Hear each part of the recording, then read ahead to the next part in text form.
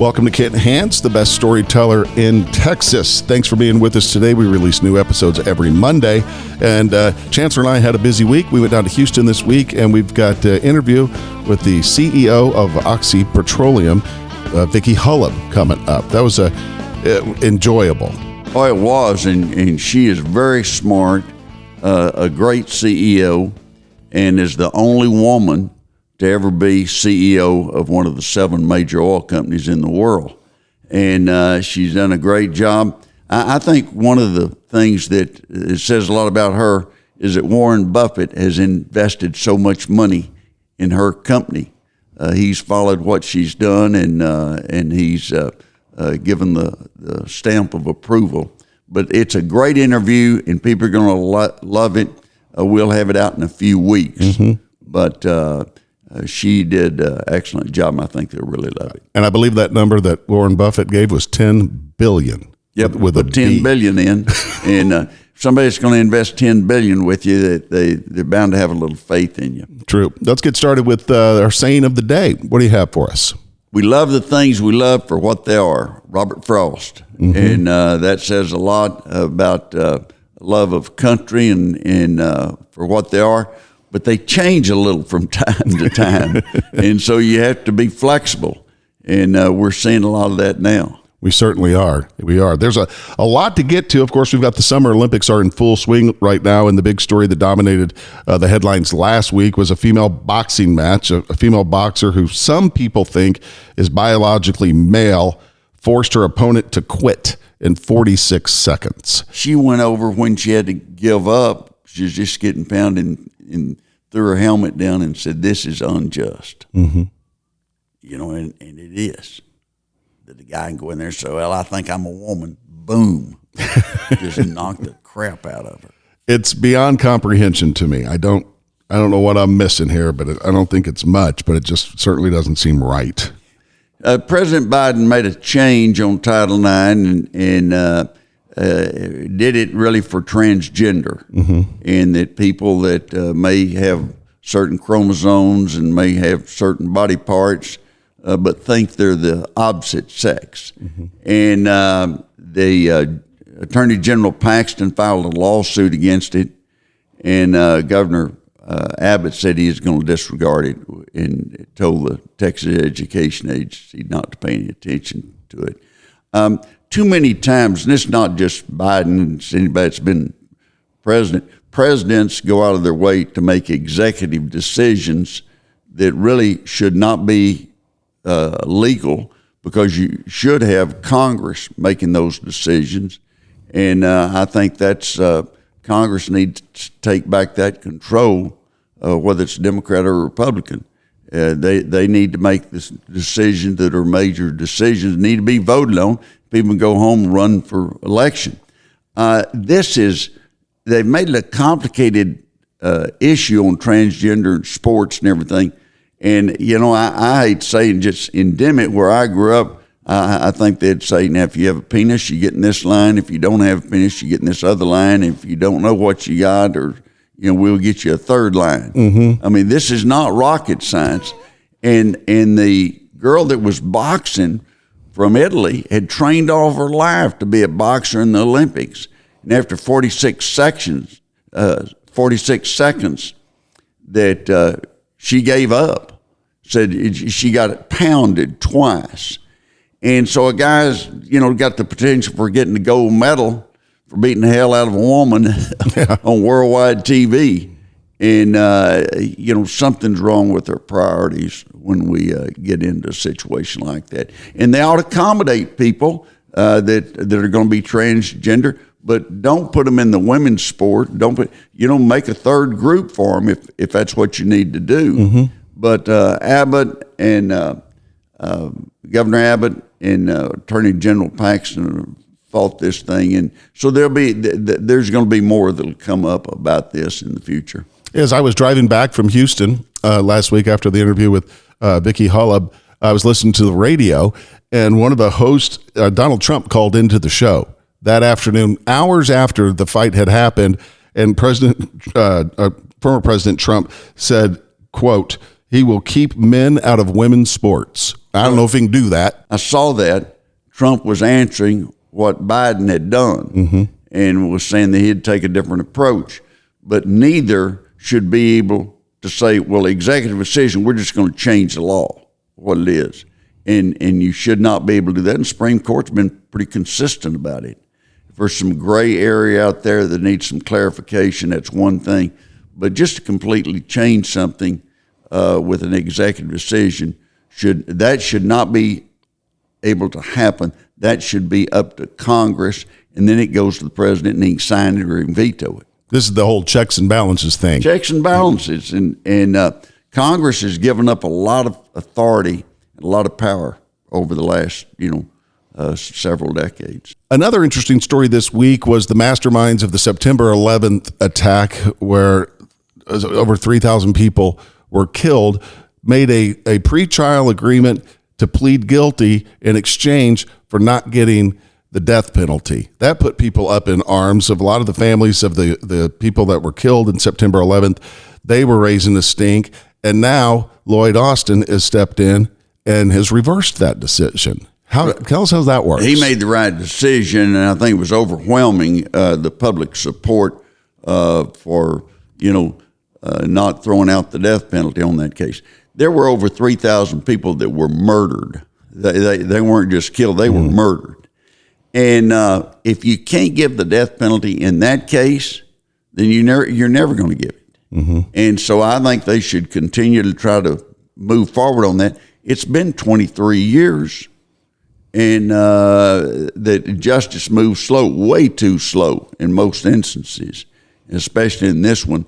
And that Secretary of Defense did the right thing and said that they should consider the death penalty. I'm curious, on the legal side of this, they said that they would plead guilty. So basically they pled guilty, right? In exchange for not getting the death penalty. Right. Then, whoops, we're taking that away, but we still have your guilty. We still have your confession. But no, that would set aside the guilty confession. If you have a plea deal and someone backs out, then the whole plea deal is set aside. Oh, the whole thing's wiped out. Okay, I didn't know. So they'll have to go back and do what they're going to do. But look, they're saying, well, we'll pursue it.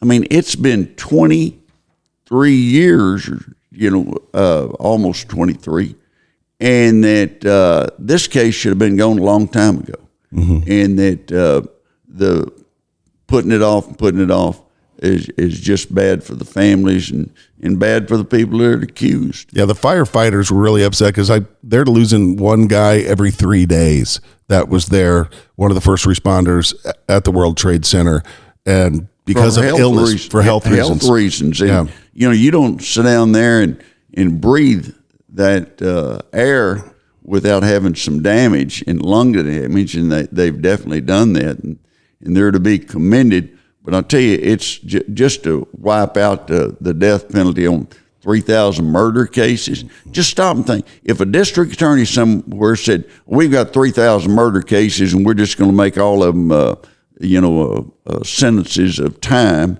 and there'd be no possibility of death penalty, I think they'd get a lot of pushback. I think you're right. Yeah, they would get a lot. And that's what happened in this case. And that's the reason that Secretary Austin made a change of his mind. Now, it seems like that deal should have worked his way up to him from the get-go. And should have been done. I can't see why it would take a decade, much less 2 decades, going into a third decade. It's like we're sitting around saying, how can we mess this up?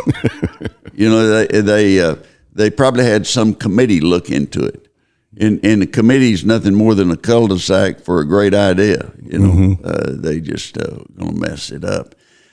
Presidential campaign's coming up, and really if you want to see presidential ads, don't be in California or Texas or Illinois or New York, because there won't be any presidential ads. But the presidential ads are going to be in Arizona, in Nevada, in Pennsylvania, in Wisconsin, in North Carolina, in Georgia, I would add, Michigan, and those are the swing states. You're already seeing ads, and so you're not going to have a chance to turn on the TV without seeing the ad. And that's true. There'll be other states where there'll be some ads, but New Mexico will be one. and maybe a little in Colorado. But those other 7 states are going to be critical states. And that I told everyone that, Republicans had a great convention. Everybody's pretty confident. The real problem with it being real confident is that times change. The Democrats hadn't had their convention, and so I've always thought it's going to be a very close race, whether Biden was in or out, and that there's such a split, and so this is going to be very close. I was looking at the numbers on the polls, and that Trump was ahead by 5 points in Arizona, and 4 points in Nevada. Michigan and Pennsylvania were pretty well tied in the latest polls, and that Harris had a slight advantage at 1 point in Wisconsin, that Trump was up by 4 in North Carolina and up by 5 in Georgia. And anytime a poll's going to be anywhere from 1% to 6%, could go either way. So anytime you're talking about 6% or less, you're talking about a potential toss-up. And that's really what it is. They're going to spend a lot of time in those states campaigning. And you look at the issues, and I go back to this, Governor Abbott did more to structure the presidential campaign issue than anyone else. And it was the border crisis. And we kept having the border crisis. And, every few months, somebody, Denver or Philadelphia or New York City or Washington, D.C., said, we're a sanctuary city. If you're an illegal alien, and they would say undocumented worker, if you're an undocumented worker, you can come here and get benefits. We're going to take care of you. We're not going to be upset with you or anything. And Abbott goes, okay, that makes sense. Let's help them out. So he takes busload after busload, takes them various places. And until then, the only people that talked about the border issue being an issue was Fox News and some radio stations. Well, once the sanctuary cities started getting all those people, it became an issue that was, a nationwide issue that your more left-leaning ABC, CBS, NBC, CNN, they had to start covering it. Mm-hmm. And the people that love being a sanctuary city went, that was for show. We don't want you really showing up, We're not prepared for that. It was going to cost them a lot of money, and it has cost them a lot of money.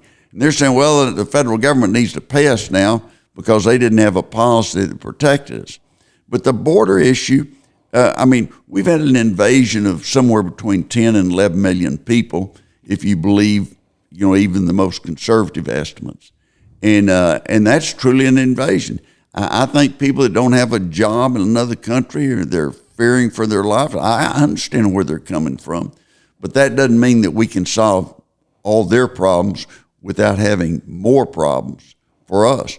But Greg Abbott, governor of Texas, changed the issue nationwide in the presidential campaign. Had he not taken the position he did, there's no way that it would have been the number one issue in the presidential campaign. And it is the number one issue.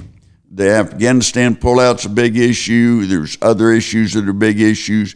But the border is the big issue and will continue to be the big issue up until the day of the election. Did you happen to see the story of the 2 Jordanians that entered the country illegally through San Diego that tried to breach the gate at Quantico in Virginia, posing as Amazon delivery people, and then just saying they were enthusiasts, that they wanted to see the ships and all that. And then they got arrested, and they were out that afternoon on bond. And there's more and more of that happening at our military installations all over the country where people are trying to break in. They have to be alert, but also you have a lot of people coming in across the border that are international, and there's been some that have been classified as terrorists, and they got them in and got them registered and said, we'll notify when your case comes up. Yeah. Those cases not going to come up for a long time, if ever. Right. And so, who knows what's going to be the results. Supreme Court did rule that the issue of Texas being able to protect its border by having different instruments and floating barriers that they could do that, and that was their right to be able to do that. You mentioned the ads earlier, political ads, and something that you're probably going to see in a lot of President Trump's ads, or the clip of Vice President Harris saying that she supports medical care and medical benefits to illegal aliens in this country. I don't think there's any question of that. They've made that pretty clear.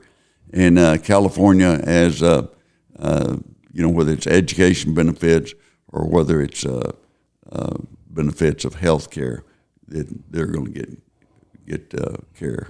I have a question going back to polling.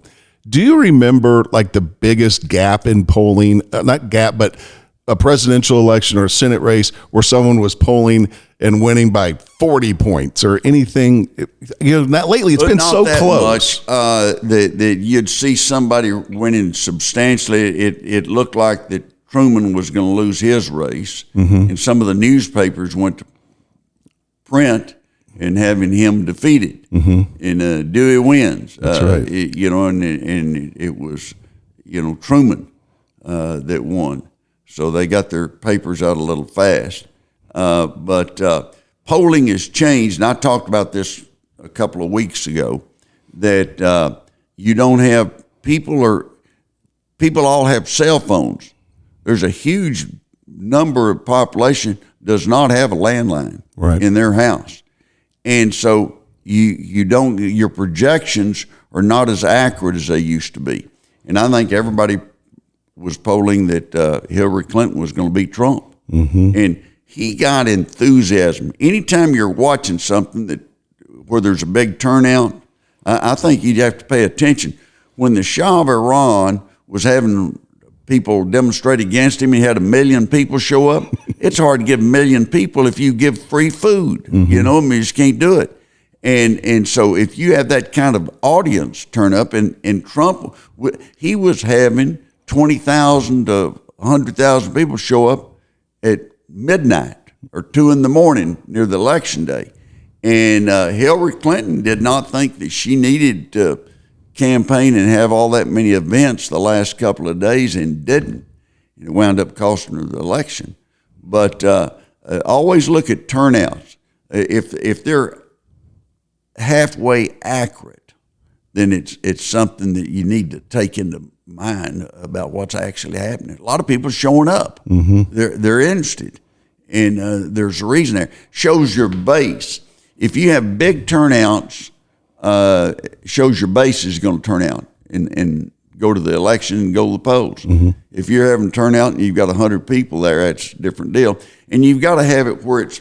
Romney had a rally one time at Ford Field, the football stadium for the Detroit Lions. And, it looked like nobody is there. And they had about 4,000 or 5,000 people. If they had 4,000 or 5,000 people in an auditorium that held 1,500, it'd say everybody in the world was there. And so as somebody that's been in politics, if you're going to have an event, you want to make sure you got more people than you got seats. You want a few people standing up. Or the fire marshal out there saying, we got to close it down. You got to get some of these people out here. It's good optics. Yeah, it's good optics, and just looks great. Last thing, and close on the presidential campaign, this is going to be a close campaign. And a lot of people say, well, Harris, the honeymoon will be over. She's had a great stay. I don't think it'll be over. I don't see that the national press is going to go after her and that she's going to have a pretty free ride. I was looking in 8 headlines in today's papers, and they were all negative for Trump. And so, I just think that's a fact of life. Fox is going to say a lot of good things about Trump. They're not going to be hitting him with negative stuff. Right. CNN's going to be doing everything they can to help, Harris, and so is MSNBC and the networks. And so those are things you just have to take in mind, that's going to happen whether you like it or not. You need to realize the truth of the matter is and just move forward. Chancellor, I found it interesting. There was a survey that came out that said about 90% of people say they have forgotten something when they're traveling. And some of the most common things are phone chargers, toiletries, sunscreen. Hey, I've forgotten phone chargers at the hotel. Left them there. Had to buy a new one when I get home. So I've done that. And umbrellas, I've left umbrellas in every taxi in Washington, D.C. and New York, But I looked through that list, and they said underwear, and I forgot to pack underwear. Or the medicine. Now, that messes up your long trip if you're going to be gone very long. You can't stay off your medicine. I always thought that the housekeeper at the hotel should have a side business selling used phone chargers. Yeah. That's what I mean. There ought to be a market there. Yeah, there is. Or let's just go down and ask the front desk if they have one. I guarantee they'll have a box full of phone chargers with one that'll fit your phone. Oh, yeah. They'll have one. Yeah. Stupid criminal week. This is a call, a 911 call.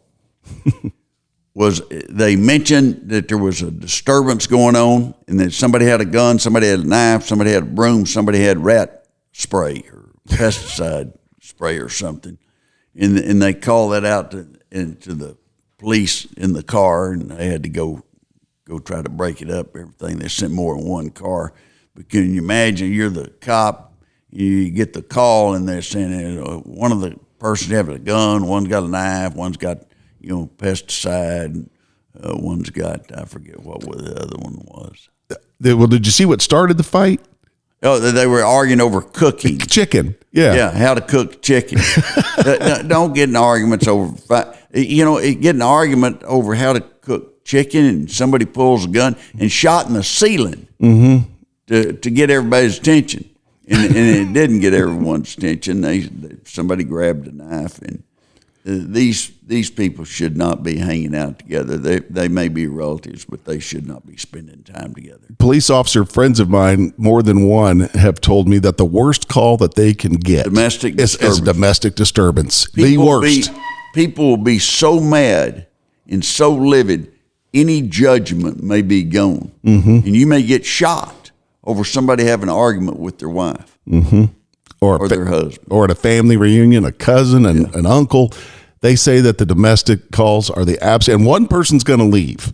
If there's a problem, someone's not staying at that house, likely going to jail, so they can get them apart so one doesn't kill the other, I guess. Summertime, of course, means mosquitoes, and there's about 4 reasons mosquitoes loved you.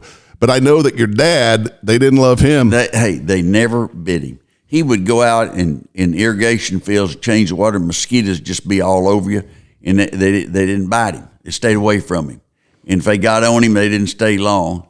And the rest of us, we'd have to put on spray and put on a cap, long sleeve shirts, and do everything we could to try to keep the mosquitoes from eating us up. Did you have I know you lived out in Dimmitt, a smaller town. Did you guys have that truck that used to drive by, put out? Well, they had that in Dimmitt in town. We lived out in the country until I was in 8th grade. But the one in town, a lot of kids would chase it, and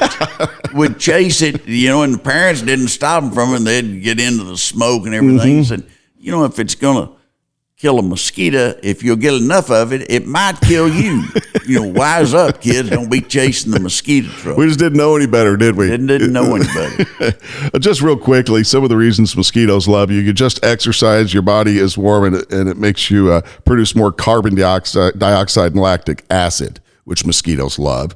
You haven't showered. They like that. Also, dark clothing they're attracted to.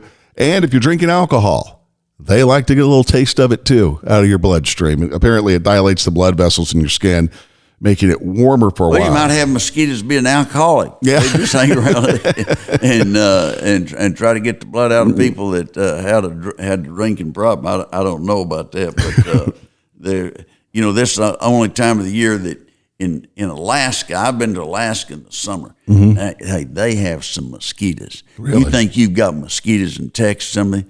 I told I was there in Arco, Atlantic Richfield. They had a big operation there, and I said, "How big do these mosquitoes get?" He said, "This guy told me." He said he is originally from Brownfield, Texas, and he said we had one last week it's so big could have stood flat-footed and had sex with a turkey. I said, I don't believe that one, but that was his story, and he was so that's a pretty big mosquito.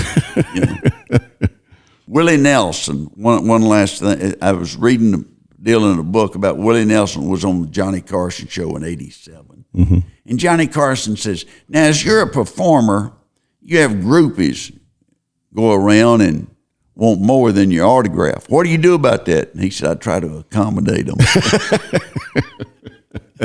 And give them what they want. That's right? back when Johnny Carson and your night shows were funny. And now they're mean-spirited and they go after people. And there's 3, and none of them are any good. So I don't waste my time on it. But Johnny Carson was always pretty funny. He was the best. Yep. By far. And had a huge following. He sure did. I like Jay Leno. Jay Leno always had headline news every Monday night, I believe it was. And he was pretty funny. But NBC, they made a complete change and went to a younger person and someone that would be very tough as far as politics was concerned. I always loved going back to Johnny Carson when he had animals on. That was always just funny. And he wasn't thrilled about those animals being on and getting close to him.